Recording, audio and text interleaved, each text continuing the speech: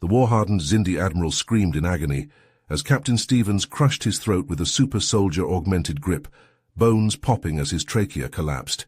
He went limp. The bug-like alien's forearms fell to the deck. Dead. "Time?" Stevens barked into his helmet comm.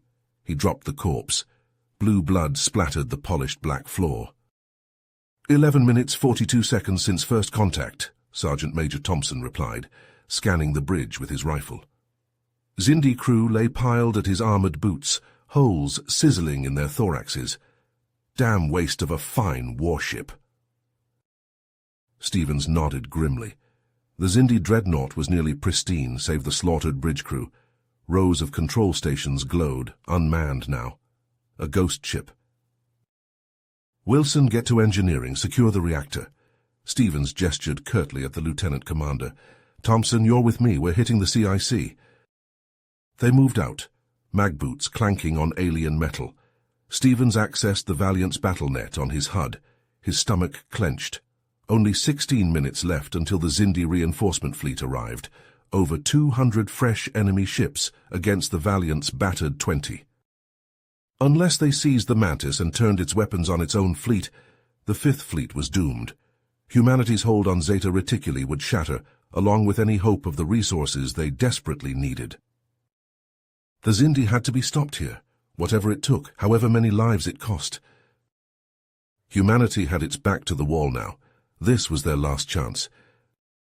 Stevens unslung his particle carbine grimly as they hit the access shaft to the CIC. There was only one way this ended. Word of the Mantis's capture by Stevens reached the Zindi like wildfire.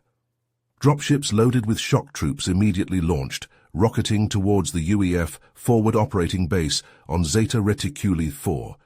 Flashes of re-entry seared across the sky, trailing smoke.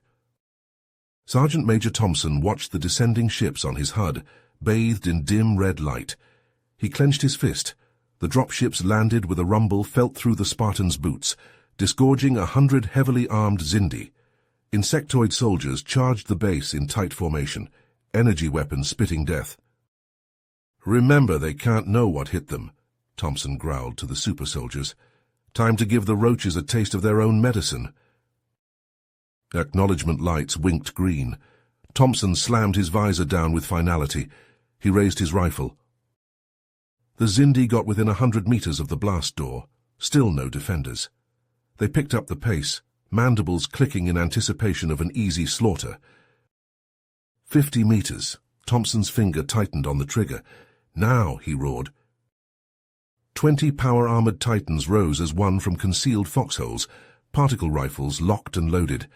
The Zindi troops had a split second to register the trap before the Spartans opened fire. Blue-white energy beams scythed through the aliens like a laser through butter. Zindi soldiers fell by the dozen, smoking holes punched through carapaces and flesh. Thompson led the charge, cutting down enemies with precise bursts. He moved faster than their eyes could track, energy bolts whizzing harmlessly around him.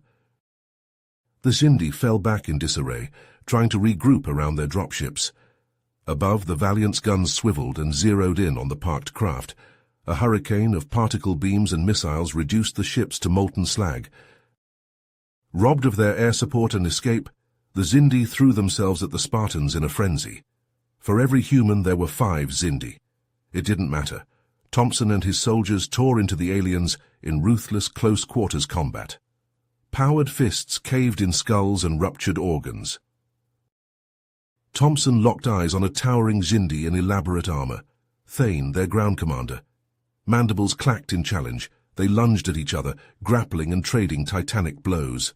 Thompson hammered a fist into the alien's thorax, cracking it. Thane staggered back. Stevens' face appeared on Thompson's HUD, his eyes hard as flint. "Admiral Wren is contacting us. He's demanding answers about the Spartans. Says he had no idea we had super soldiers." Thompson seized Thane's head in his hands, servos whining. He gave a sharp twist, snapping the Zindi's neck with a sickening crunch. "Looks like the game is up, sir. What do we tell him?" Stevens' lips curled. "The truth, the Spartans were our ace in the hole, and Wren knows it." Thompson turned back to the battle, a savage grin on his face. The Zindi had no idea the hell they'd unleashed. Stevens sat across from Admiral Wren in the Stark meeting room, a round table between them. The space station hummed with the sounds of life support and artificial gravity. Stevens eyed Wren warily, noting the Zindi's tense posture and twitching mandibles. "Admiral," Stevens began, his voice level, "I think we can both agree this conflict benefits neither of us. Perhaps it's time to consider alternative solutions."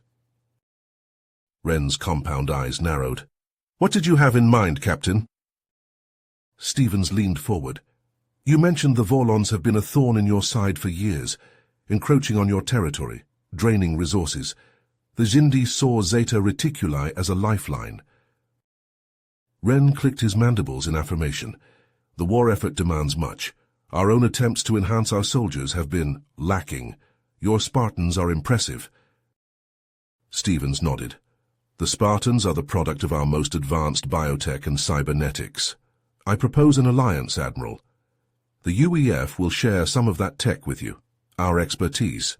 In exchange, we establish a joint presence in Zeta Reticuli." Wren's antennae twitched. "An intriguing offer. I will need to consult with—" An alarm blared through the station. Red emergency lights strobed. Stevens shot to his feet as the room shook. "Hull breach detected. Life support failing," the Station 6 reported. "Vorlon agents," Wren snarled. "They mean to kill us both." The Admiral drew his sidearm as the door exploded inward. 3 Vorlons in environment suits stormed in, laser rifles firing. Stevens shoved Wren aside as a bolt seared through the air. It clipped Stevens' shoulder, drawing a grunt of pain as he rolled to cover behind the table.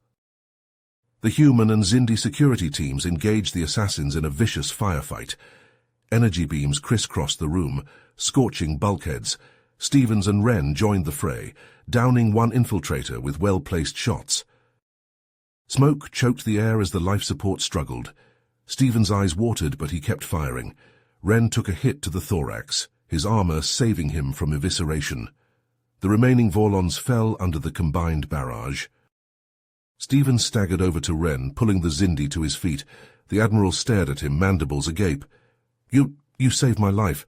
Took that shot for me." Stevens shrugged, wincing as his shoulder burned. "If we're to be allies, we must trust each other." Wren clicked his mandibles thoughtfully. "Indeed, you've earned my respect today, Captain. I will recommend your proposal to the Council." Stevens nodded. The 2 commanders faced the blaring alarms and flickering lights, a tentative partnership forged in blood and laser fire.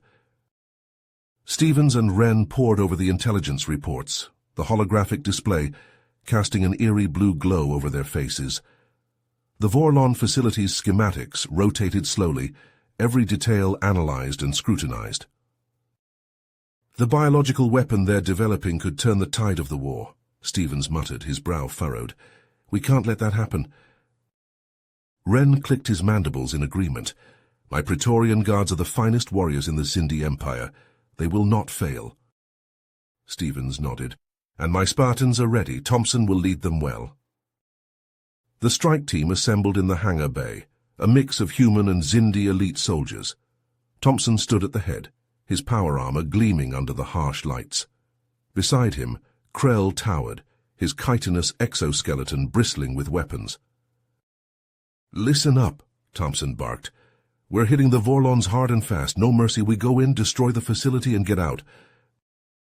The dropship hurtled through the void, the remote planet growing larger in the viewports. As they entered the atmosphere, anti-aircraft fire streaked past, exploding in bursts of flame. "Brace for impact," the pilot yelled as a blast rocked the ship. They hit the ground hard, the ramp slamming open. Thompson and Krell led the charge, energy weapons blazing. Vorlon security forces swarmed to meet them, their own weapons spitting deadly light. The Spartans and Praetorians fought with brutal efficiency, cutting through the enemy ranks. Deeper into the facility they pushed, the corridors turning into a labyrinth of horrors. Vorlon experiments lay strewn about, failed attempts at merging human and Zindi DNA. Abominations lurched from the shadows, twisted parodies of life. "By the gods," Krell hissed as he put down a writhing monstrosity. What have they done? Thompson gritted his teeth, blasting a shambling horror to pieces. Doesn't matter, we end it here. The chamber opened before them, vast and pulsing with malevolent energy. In the center stood a towering figure, a grotesque fusion of human, Shindy, and Vorlon. It fixed them with a burning gaze, its misshapen maw opening in a roar. "Take it down," Thompson ordered as he opened fire. The creature shrugged off the bolts, charging forward with terrifying speed. Krell leapt to meet it, his blade flashing. They clashed in a titanic struggle, the Zindi warrior matching the abomination blow for blow. Thompson joined the fray, his augmented strength driving the creature back. With a final desperate strike, Krell buried his sword in the creature's chest. It thrashed and howled, black ichor spewing from the wound. As it fell, a flailing claw caught Krell across the torso, sending him flying in a spray of blood. "Krell!" Thompson shouted, rushing to his fallen comrade. The Zindi lay in a growing pool of his own blood, his breathing labored. "Leave me!" Krell gasped. "Finish the mission!" Thompson shook his head. Not a chance. He hoisted Krell over his shoulder, the Zindi's weight nothing to his enhanced muscles. The team set the charges and raced for the extraction point, Thompson carrying Krell the entire way. As the dropship lifted off, the facility exploded behind them, a fireball consuming the Vorlon's twisted work. In the aftermath, as Stevens and Wren stood over the recovering Krell, a new determination settled over them. The Vorlons had shown their true face, and the UEF and Zindi would stand united against them. The road ahead was long and filled with danger, but for the first time there was hope for victory and for peace. You have reached the end of the story. If you enjoyed this story and want to support us, please leave a like and subscribe to our channel, and for every comment that says 88, I will heart every single one of them. Thank you for your time.